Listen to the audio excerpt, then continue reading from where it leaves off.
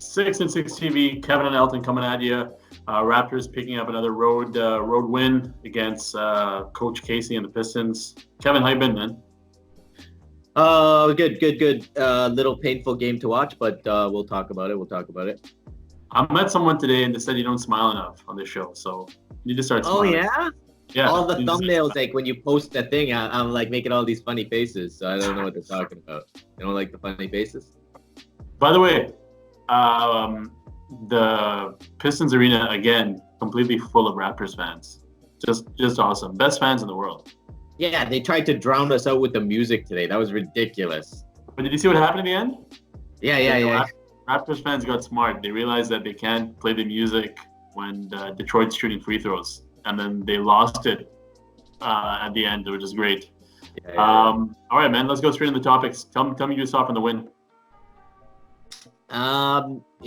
Yeah, it was. You know what? There was a little too many loose calls from the refs. I think there was like 4 or 5 techs that game. I felt like there was like whistles being blown every second. But yeah, first half I thought the Raptors played well, but I mean defensively they didn't. They gave up a lot of points on the other side. I think they scored 70.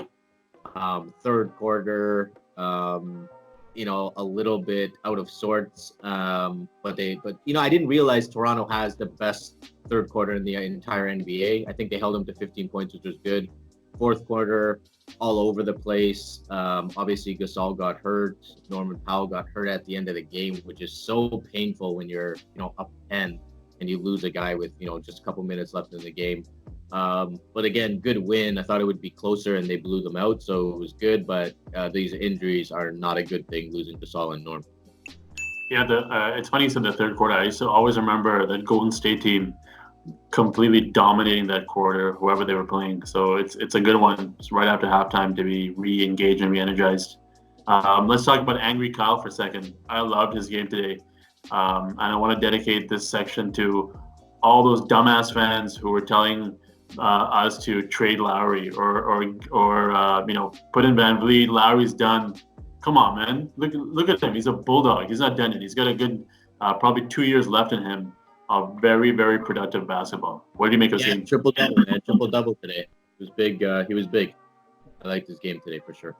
Yeah, it was angry. It was nasty. That booty was out. When that booty's out, people are being pushed out of the way, man. No, he's unstoppable. He's unstoppable. Yeah. He had a good game for sure, man. He stood up. Mafuzi Chef. Are these guys back?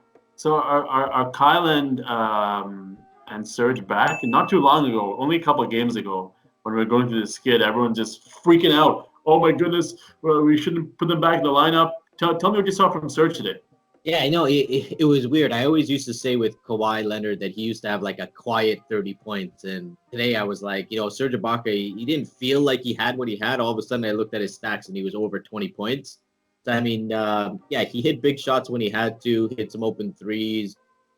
Inside, getting some offensive rebounds and some putbacks, all the things that we've been accustomed to previously with Ibaka. He came through tonight. So to your point, 100%, it felt like old times where everybody was shooting well and doing what they're supposed to do.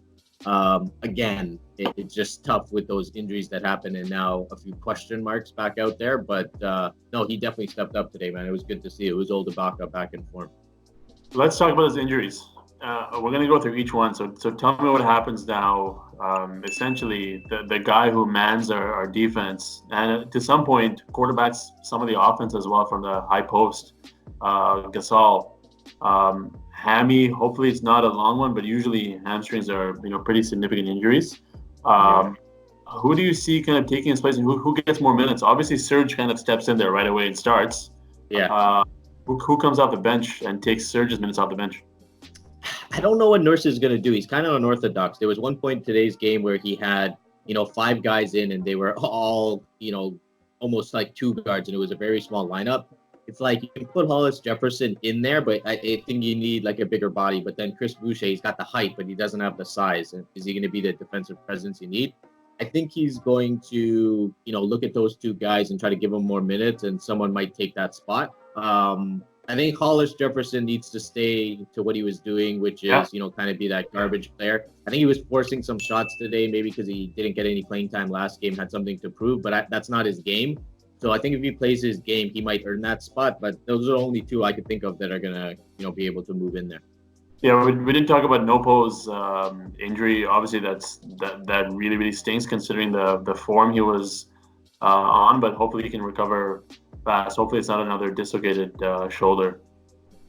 Wiggins, you wanted to talk about this one, man. Listen, I Yeah. remember only a couple of weeks ago, I asked you whether he's actually legit, and you said no. You gave me a hard no.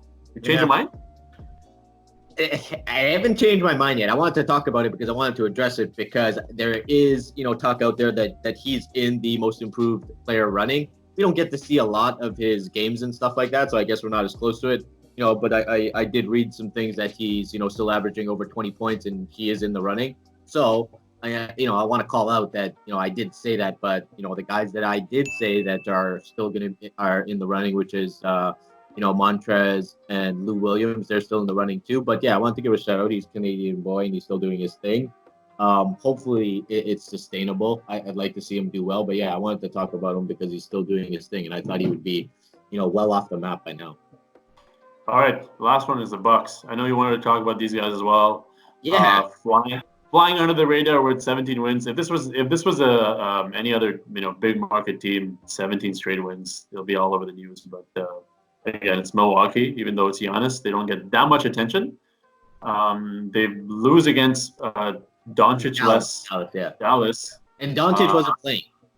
Are you saying that these guys are better than the Bucks team we played last year? Well, I mean, they're showing it. I mean, Giannis is playing like he's that much better. He's MVP bound again.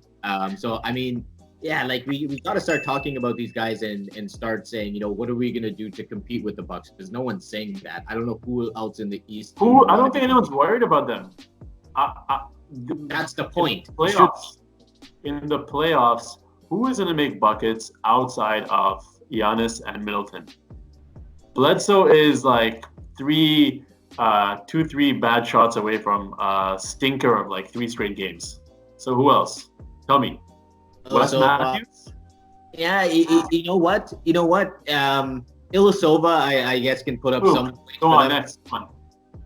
You know what? Here's the thing. We don't get to see them enough to know the answers to it. But if these guys got 18 wins in a row, they're forced to be reckoned with. And when they had 15 in a row, they were shooting terrible. They were like the 25th field goal percentage in the entire league, which is terrible. And they're still winning because everything's being done in the paint. So really the question is not who's going to shoot, who's going to stop them in the paint, who's going to stop Giannis. Can Gasol do that? I don't know. He might get eaten up. I don't see it. I don't see it. All right. We'll see. I still think we take them in the playoffs.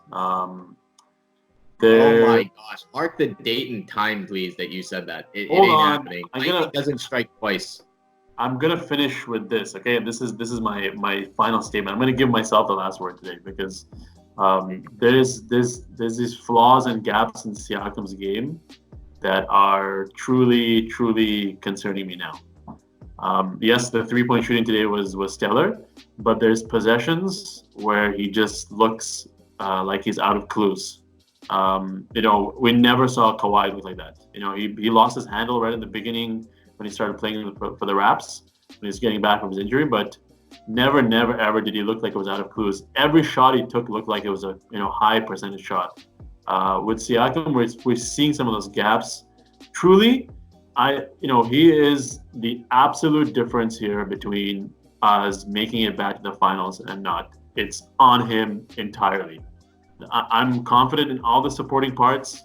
I'm confident in Lowry. I'm confident in Ibaka. I'm confident in Gasol and all the different roles that they play. But Siakam has to get more consistent, and he's going to be the difference. He's going to be the difference between this team making the finals and this team maybe even losing in the second round. Because you need someone to demand attention. You need someone who's going to demand double teams. And trust me, the support's there from the 8 all the way down to the number 9, number 10 guys. I have faith in. So let's see what happens, man. I agree, man. I agree. That's a big call out, and it's true. To your point, I don't believe he's the guy necessarily, but he can be the guy. But he's not right now. I don't believe it. Working your game, Pascal. I trust in you. Work, work, Yeah, work. man. Got to bring it every night. All right, guys. Detroit win. Another Casey win. I'll always take those. Those always make me happy. And we're out. I think we have our next game is against Washington at home. Washington at home, then Dallas on the weekend. All right. Good couple of tests coming up. Good night. God bless. Peace.